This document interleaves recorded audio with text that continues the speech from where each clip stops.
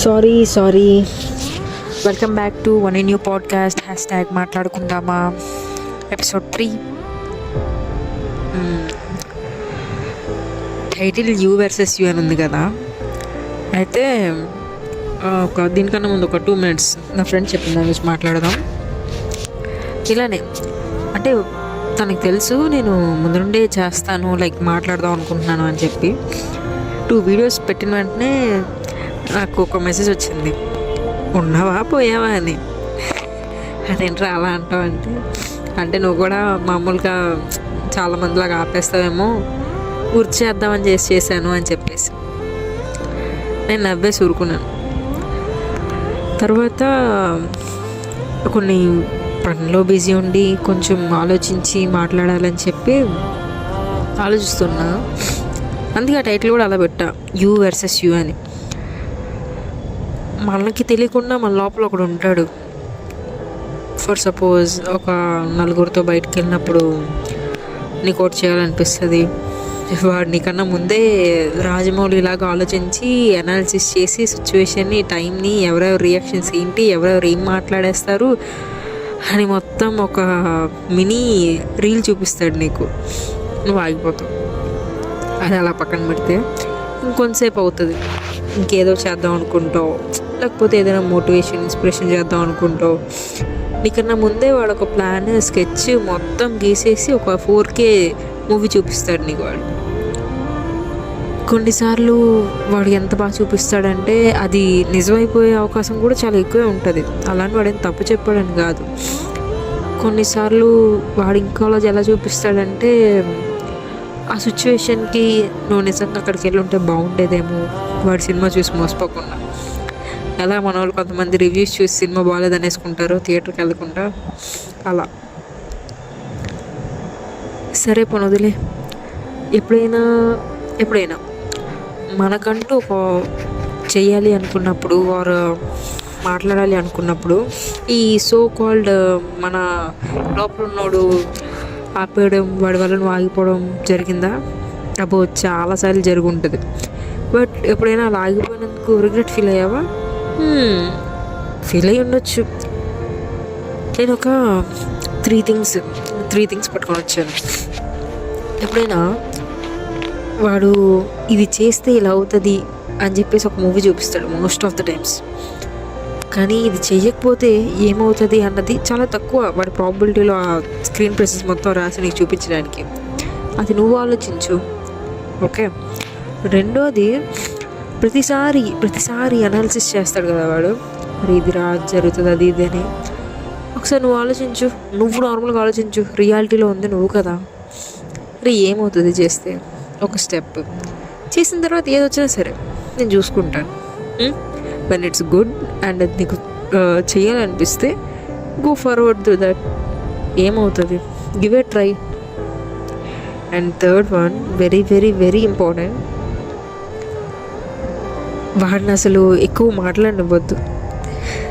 ఇది కష్టం, అబ్బా చాలా కష్టం. అందరూ చెప్తారు, అరే వద్దురా, థింక్ చేయకరా, అరే ఎక్కువ ఆలోచించకరా, ఎందుకురా అన్నీ అందరూ చెప్తారు అంతే. ఎక్కడో విన్నాను దట్ నీ మైండ్ని నీ కంట్రోల్లో పెట్టుకోగలిగితే your life will be in your control అని. అది 200% నిజం. ఎందుకంటే నీకు ఒకటి చేయాలనిపిస్తుంది, వాడు ఒకటి చేయమంటాడు. అన్ఫార్చునేట్లీ నీకు ఎంత అనిపించినా వాడు చెప్పేది వింటావు. నువ్వు ఒక 5 అలారం పెట్టుకుంటావు, పోనీ 6 అలారం పెట్టుకుంటావు. నీ సబ్కాన్షియస్ మైండ్కి తెలుసు నువ్వు 6కి లగాలి, వెళ్ళాలి అని. కానీ వాడు అలారం ఆపేసి వెంటనే బొజ్జ పెడతాడు, మళ్ళీ వాడే లేపుతాడు, పరిగెట్టిస్తాడు. బేసికల్లీ నీలో ఇద్దరు ఉంటారు. ఒకళ్ళు నువ్వు అవ్వాలనుకున్న వాళ్ళు, ఇంకొకళ్ళు నిన్ను కంట్రోల్ చేసేవాళ్ళు. అందుకే ఎప్పుడైనా సరే మనల్ని గెలవాలి అంటారు. చూసి అదేమంత ఈజీ కాదు, బట్ ప్రాక్టీస్ చేసి మనల్ని మనం డిసిప్లైన్లో పెట్టుకొని చేస్తే మనం చేయలేనిదంటూ ఏం లేదు అక్కడ. ఓన్లీ మనం చేయాలనుకున్నదంతా మనం కంట్రోల్లో ఉండాలి. నేను ఇది చెయ్యను అంటే చెయ్యను అంతే. ఇది జరిగినా సరే వన్స్ ఇది నేను చేస్తాను అని నువ్వు ఫిక్స్ అయితే పక్కా ఇంకా ఏదైనా సరే నీ hero cinema first day first షోకి ఎంత కష్టపడతావో అంతకన్నా ఎక్కువ కష్టపడి చేయాల్సిందే, అంతే. ఆ, ఏమంటాం, చిన్న చిన్న వాటికి మనకి చాలా ఎక్స్క్యూజెస్ ఉంటాయి. అరే ఇది ఎందుకు చేయలేదంటే దానివల్ల దీనివల్ల అవుట్ ఆఫ్ ఎనీవేర్ సడన్గా ఒక రీజన్ వచ్చి దాని మీదకి తోసేస్తుంటాం.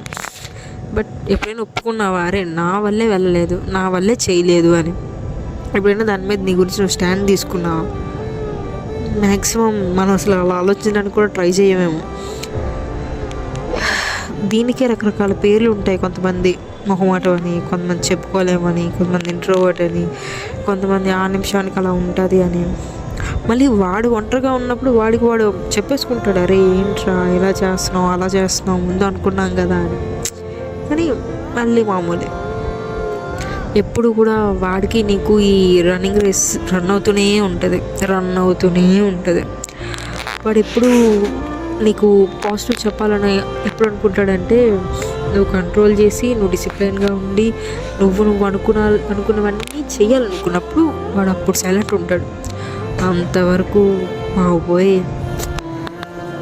అదంతే. ఇంకా ఒక చిన్న స్టోరీ లైన్లో చెప్పుకోవాలనుకుంటే మనకి ఎవ్రీడే సినారియోస్ అన్నీ దీనికి లింక్ అయ్యే ఉంటాయి.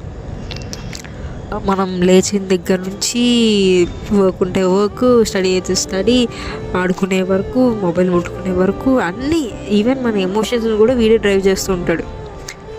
అలా ఉంటుంది.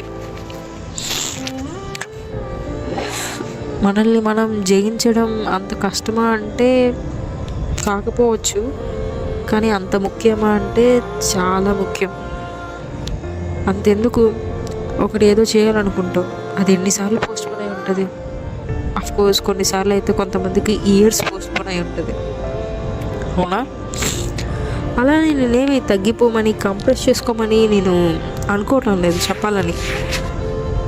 Just think about it. అంటే కొన్నిసార్లు మనల్ని కాంకర్ చేసి మనల్ని మార్చుకోపోతే ఎవరు మారుస్తారు? ఎవరైనా ఎందుకు మారుస్తారు? మన లైఫ్ మనకన్నా ఎవరికి ఇంపార్టెంట్ కాదు కదా. ఒక చిన్న విషయం, చాలా చిన్న విషయం నీ లైఫ్లో నువ్వు మార్చాలనుకున్నావు అనుకో, ఏమో అది ఎంత ఇంపాక్ట్ క్రియేట్ చేస్తుందో మనకు తెలియదు. నువ్వు నిజంగా సంతోషపడి ఆనందపడి ఆరాటపడే విషయం కోసం అది పరిగెడుతుందేమో మనకి తెలియదు కదా.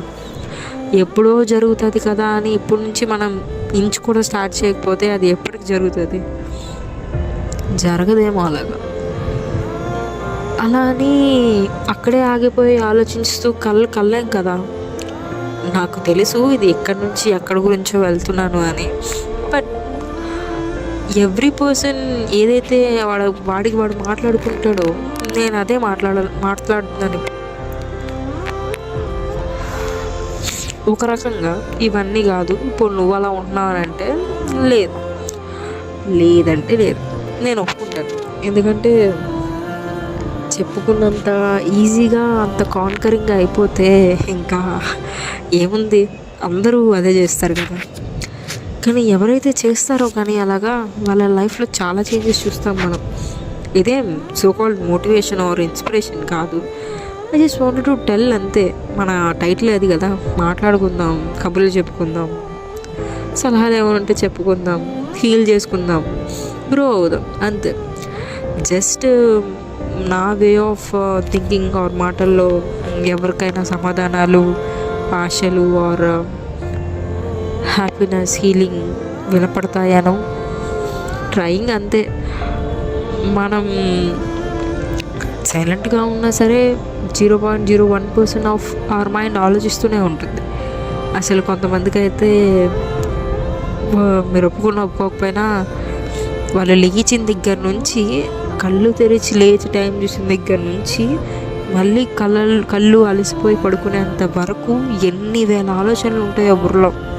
పని చేస్తున్నా, పాటలు వింటున్నా, నడుస్తున్నా, మాట్లాడుతున్నా, ఓ మై గాడ్, అసలు దే కాంట్ ఈవెన్ కంట్రోల్. అసలు ఇక్కడ నుంచి అక్కడెక్కడికో వెళ్ళిపోద్ది. ఒకసారి ఫ్యామిలీ అని, రిలేటివ్స్ అని, కెరీర్ అని, లవ్ అని, మూవీస్ అని, కామెడీ సీన్స్ అని, థ్రిల్లర్స్ అని, ఓహో అక్కడ నుంచి వాడికి ఇంకో ప్యారలల్ యూనివర్స్ కూడా ఓపెన్ అయిపోయి వాడే మాట్లాడేసుకొని ఆ సొల్యూషన్కి ఆ సిచ్యువేషన్కి వాడే డైరెక్టర్ స్క్రీన్ ప్లే అన్నీ ఎండ్ ఆఫ్ ద డే మళ్ళీ ఆ కథ అంతా ఫేక్. వాడి వరల్డ్లో వాడు హ్యాపీగా ఉండడానికి అంతా క్రియేట్ చేసుకుంటాడు వాడు.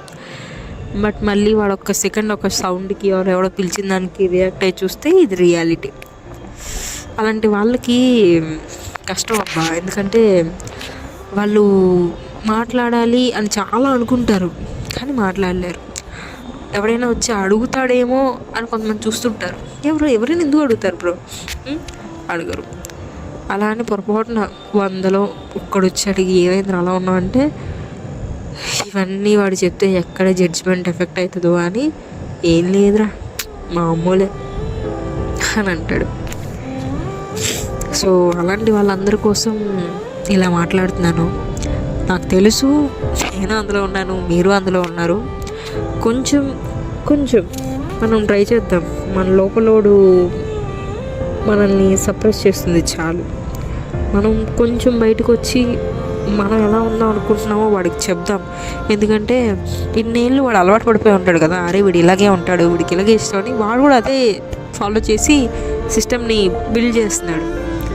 కానీ వాడికి ఒకసారి నచ్చ చెప్పాలి, అరే నాకు ఇలా కూడా ఇష్టం, ఇలా కూడా మనం లైఫ్లో ట్రై చేద్దామని. ఏమో వాడు ఈసారి అలా ఆలోచిస్తాడేమో. Just give it a try. See you in the next podcast. Signing of.